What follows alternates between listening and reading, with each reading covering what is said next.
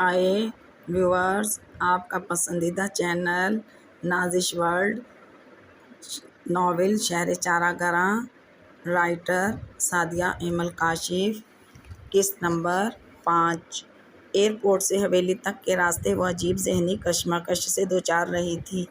Driver نے بتایا تھا کہ شاہ صاحب کو اسپتال سے حویلی شفٹ کر دیا گیا ہے۔ گھر پہنچتے اس کا سامنا امی سے ہوا۔ کیسی ہے بابا سائیں کی طبیعت؟ امی بہتر ہے اب، نہ جانے کیا ہوا، کل سے صرف تمہیں ہی یاد کر رہے ہیں۔ مجھے لگتا ہے تیرے چچا شفقت نے پھر کوئی پٹی پڑھائی ہے۔ آمنہ بیگم کے لہجے میں عجیب نفرت سی چھپی تھی۔ کہاں ہیں وہ ہونٹ سکوڑ کر بولی۔ اپنے کمرے میں، جاؤ جا کے مل لو، امی نے کہا، اور وہ آہستہ آہستہ چلتی شاہ نواز شاہ کے بیڈ روم تک آئی۔ ہلکی سی ناک کے بعد اندر سے اجازت مل گئی۔ وہ اندر گئی۔ بستر پر اس کے بابا سائیں دراز دروازے ہی کی سمت دیکھ رہے تھے۔ اسے دیکھ کے ان کے چہرے پہ مسکان پھوٹ پڑی۔ سجل، میری جان، میری بیٹی۔ بابا سائیں کے چہرے پہ ایک کرن پھوٹی تھی۔ وہ جا کے باپ کے سینے سے لگ گئی۔ کیسے ہیں میرے بابا سائیں؟ والد کی اس حالت پر اس کی آنکھیں نم ہو گئیں۔ اب تو آ گئی ہے نا؟ اب بالکل ٹھیک ٹھاک ہو جاؤں گا۔ بس تیری فکر بڑا ستاتی ہے کہ تو کہاں ہوگی، کیا کر رہی ہوگی، کیسی ہوگی۔ بابا سائیں کی آواز نکاہت بھری تھی۔ ہاتھ میں لگی ڈرپ سے لمحہ لمحہ قطرہ قطرہ جسم کے اندر منتقل ہو رہا تھا۔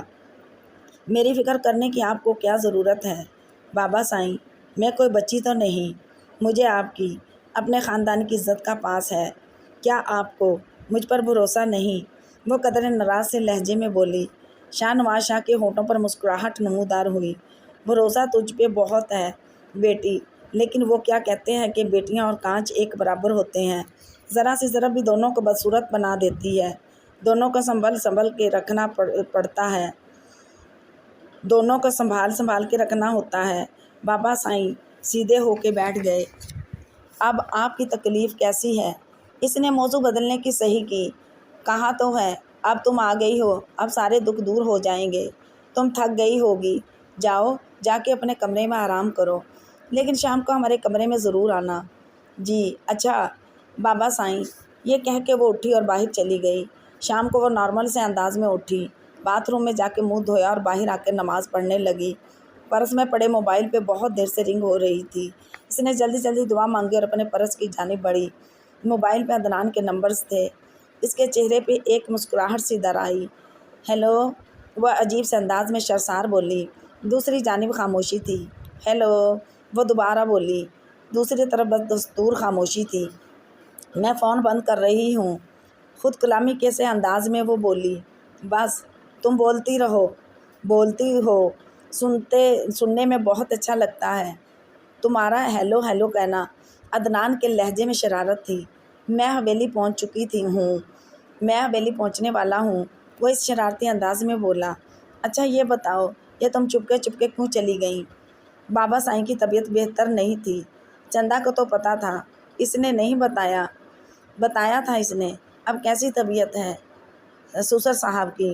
عدنان کی اس قدر بے باکانہ شرارت پہ وہ شرما دی۔ عدنان جی قبلہ فرمائیے۔ شرارت میں اس کی کوئی ثانی نہ تھا۔ وہ خاموش رہی۔ اچھا کام کی بات بتاؤ، وہ بات بدل کے بولا۔ کیا ایگزامز کی ڈیٹ شیٹ آ گئی ہے؟ اگلے منگل یعنی 18 کو پہلا پیپر ہے۔ او گاڈ، اگلے ہفتے۔ وہ اچھل پڑی۔ تم کب آؤ گی واپس؟ دیکھو کب آتی ہوں، شاید کل، شاید پرسوں۔ جلدی آ جاؤ نا۔ عدنان کے لہجے میں وفادگی تھی۔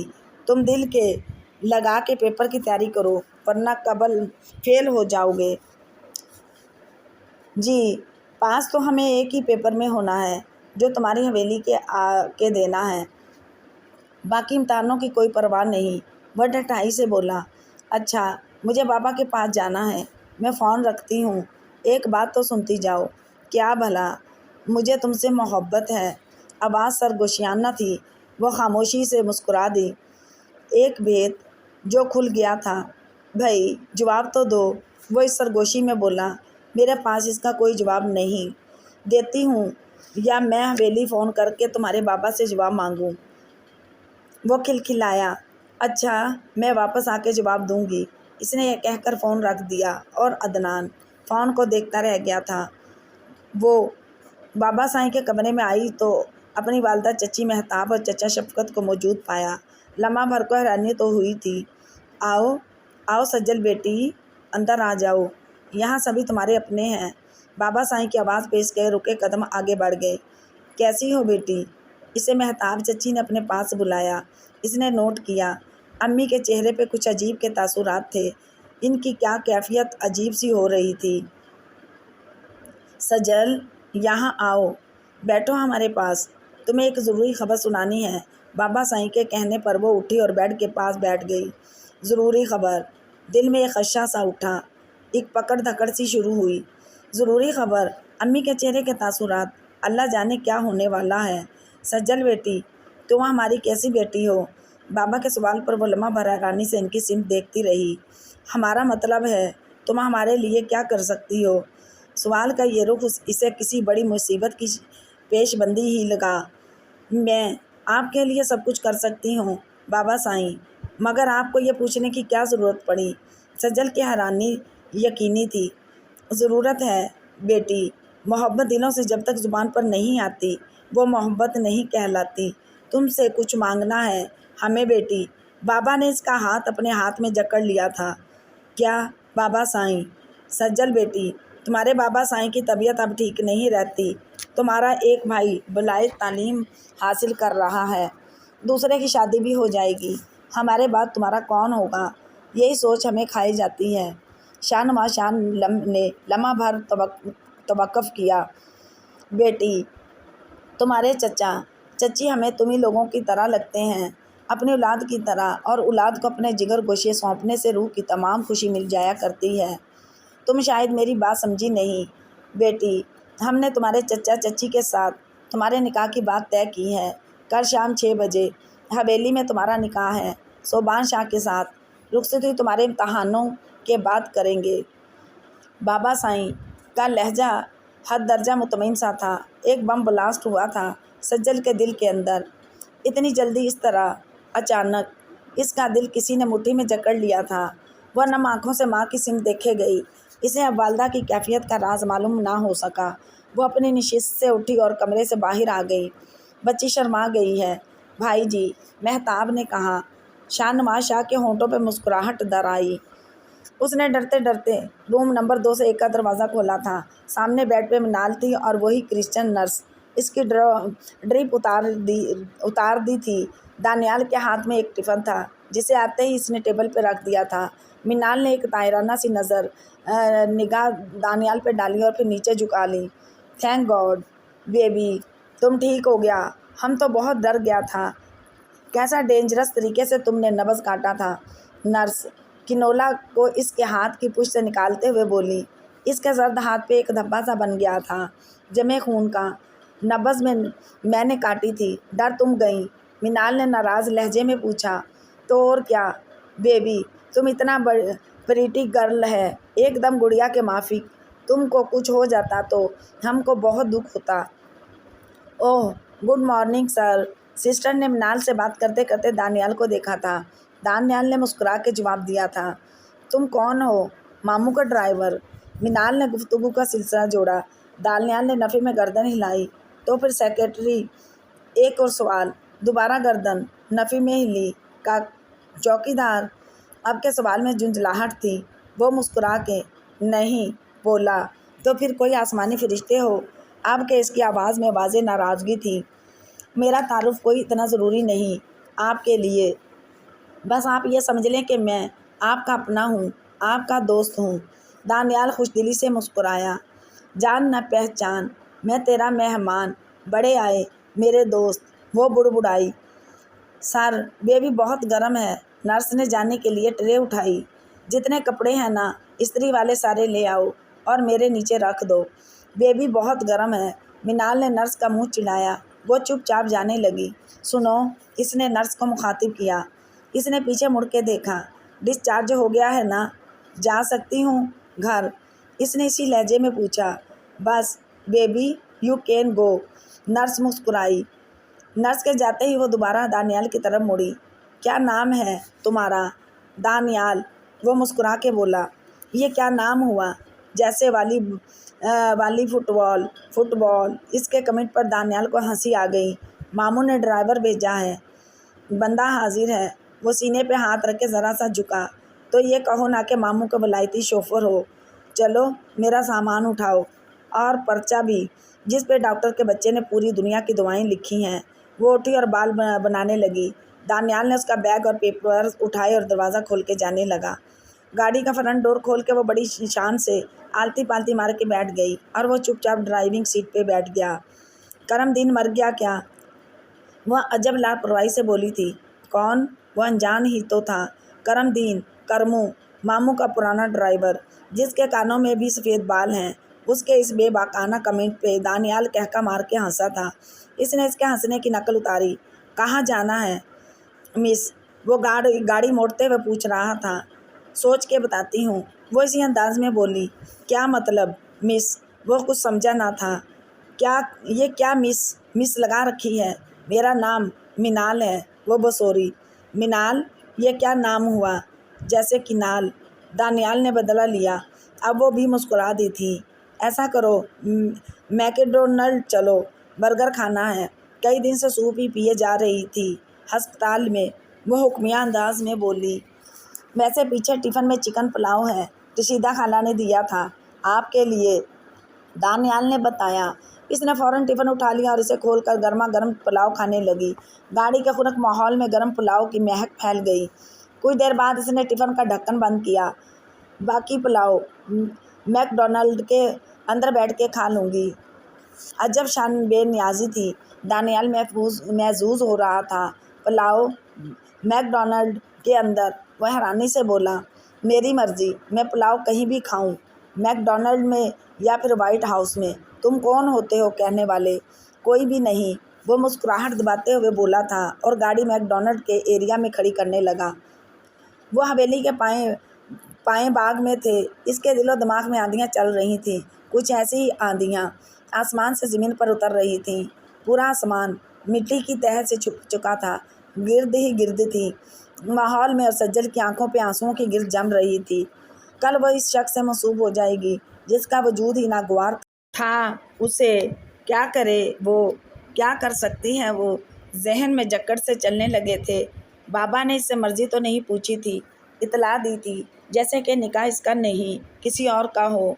हाय अल्लाह, ये मेरे साथ क्या हो रहा है? निकाह, पक्का कागजी रिश्ता, ज़िंदगी भर का। हाय अल्लाह, वो फूट फूट के रो रही थी। दिल में बगावत सर उठा रही थी, लेकिन बगावत का एक जिंदा सालम सबूत निगार बीबी के रूम में इसके सामने था। इसने निगार बीबी के कमरे की जानिब देखा, जिस पे बोसीदा ताला लटक रहा था। वह चलती चलती नूरा के कमरे तक आई और दरवाज़ा खटखटाने लगी। नूरा शायद नींद से उठ के आई थी। इस पर गुनूदगी सी तारी थी। नूरा, मुझे निगार बीबी के कमरे की चाबी दो, वो बोली। खैरियत तो है छोटी बीबी? नूरा ने इसके रोए धोए चेहरे को देखकर कहा। तुम मुझे चाबी दो, सवालात मत करो, वो कदरे सख्त अंदाज में बोली। नूरा अंदर गई और चाबियों का गुच्छा उठा के उसके पास आई और एक मखसूस चाबी पकड़ के इसके सिमत बढ़ाई, जिसे पकड़ के वो कैद खाने की जानिब बढ़ी।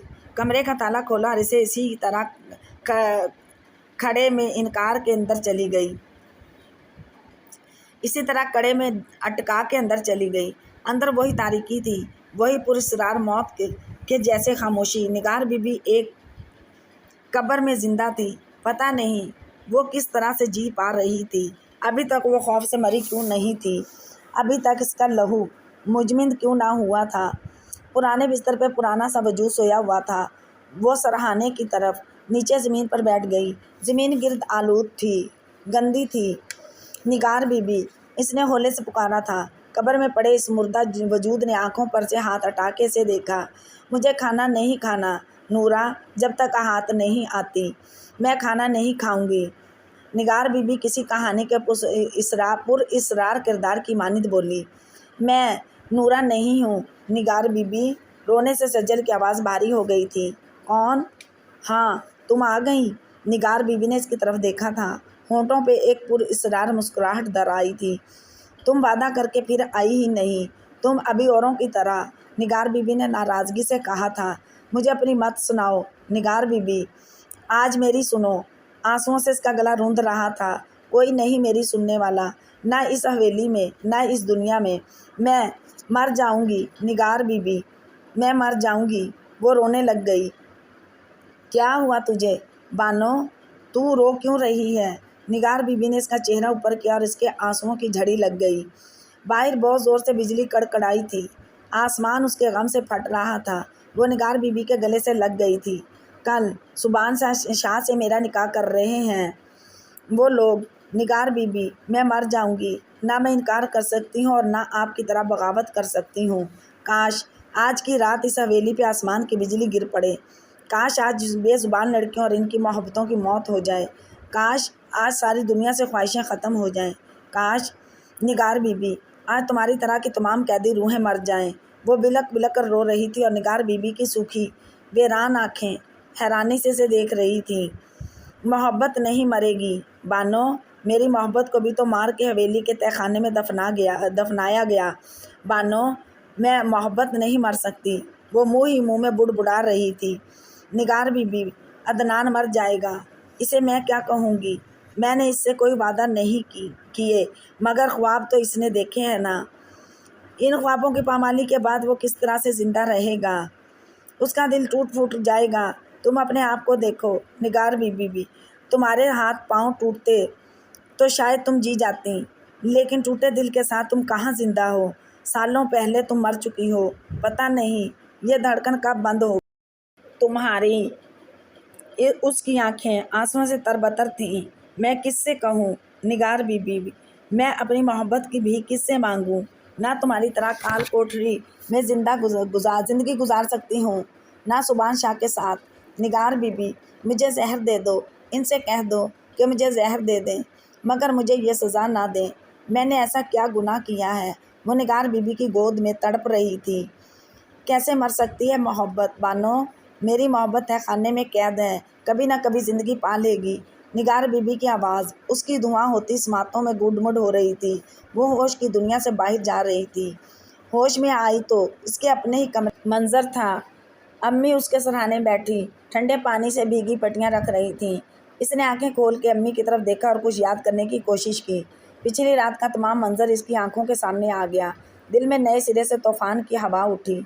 शुक्र है तुम्हें होश आ गया। सारी रात बुखार से तपता रहा है तुम्हारा जिस्म। अम्मी की आवाज़ जैसे उसे दूर किसी खाई से आई थी।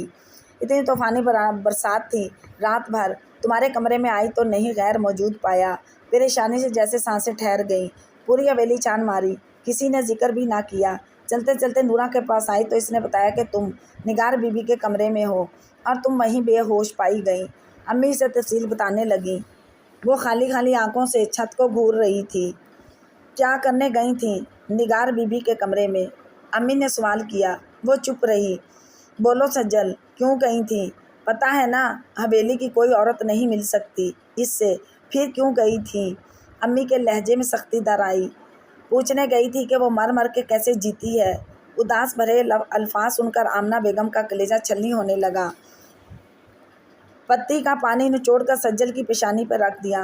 दुनिया भर की ममता सिमट कर समझ में नहीं आ रहा था कि सज्जल से क्या बात करे। तुम्हारे बाबा साईं ने जो फैसला कर लिया है, इससे वो किसी कीमत पर नहीं हटेंगे। अपनी जान खामख्वाह अज़ाब में मत डालो। इनकार की कोई जगह नहीं होती इन हवेलियों में। खुद को इनकार की अजियत मत दो। एक दिल का दौरा यूं भी इन्हें हो चुका है, मज़ीद रिस्क नहीं ले सकते। सज्जल के चेहरे पर एक तमस्सुह खाना मुस्कुराहट फैल गई। सोचा भी तो अपने शौहर के बारे में, औलाद के मुतल्लिक नहीं। लहजे में एक काट थी। सुबान इतना बुरा लड़का नहीं है। मुझे यकीन है कि तुमको पाते ही वो बदल जाएगा। इसके अंदर जो बुरी आदतें हैं वो बिल्कुल निकल जाएंगी। आमना बेगम ने झूठी तसल्ली ढूंढ ली। कैसी माँ हो तुम? दुनिया को समझाने के बजाय मुझे समझा रही हो। चुबन आमना के बहुत अंदर कहीं हो रही थी। शाम को मगरिब के बाद निकाह है। तेरी चच्ची सुरख जोड़ा भी दे गई है तेरे लिए। आमना बेगम ने बात बदलने की सही की। आज समझ में आया कि मज़ारों पर सुरख और सुनहरी चादरें क्यों चढ़ाई जाती हैं। वो इसी खोए खोएपन से बोली। सज्जल, खुदा के लिए ऐसी बातें मत कर। میں پہلے ہی ٹوٹی ہوئی ہوں، مجھے اور مت توڑو۔ مجھے تمہارے دل کی حالت پتہ ہے میری بچی، مگر میں کیا کروں، کچھ بھی نہیں کر سکتی ہوں۔ آمنہ بیگم کی آنکھیں آنسوؤں سے بوجھل تھیں۔ حویلی میں شادی چند سال گزارنے اور نگار بی بی کی حالت دیکھنے کے بعد میں نے دعا مانگی تھی کہ اللہ پاک مجھے بیٹی نہ دینا، مجھے بیٹی سے نہیں اس کی قسمت سے ڈر لگتا ہے۔ مگر جب اللہ نے مجھے تیری شکل میں تحفہ دیا تو میں نے خود سے وعدہ کیا کہ میں تجھے نگار بی بی کی طرح ہونے سے بچاؤں گی، تیری قسمت تیری مرضی سے بناؤں گی۔ مگر میں ایسا نہیں کر سکی میری بچی، میں ایسا نہیں کر سکی۔ وہ پھوٹ پھوٹ کر رو رہی تھیں۔ ماں، وہ دور کتنا اچھا تھا نا ماں، جب بیٹیوں کو پیدا ہوتے ہی دفنا دیا جاتا تھا۔ جوان کر کے شعور دے کر دفنانے سے کیا حاصل؟ ماں، سجل کے گلے میں ایک گولا سا ہٹکا تھا۔ مجھے تھوڑا سا زہر لا دو ماں، مجھے صوبان شاہ کے سپرد کرنے سے بہتر ہے مجھے مار ڈالو۔ وہ ماں کے گلے لگ گئی تھی اور دیر تک دونوں ماں بیٹی اپنی قسمت پہ آنسو بہاتی رہیں۔ یار نیازی، تھوڑے دنوں کی بات ہے، میں نے جو ذمہ داری لی ہے اسے تو نبھاؤں۔ گردویزی صاحب لندن چلے گئے ہیں۔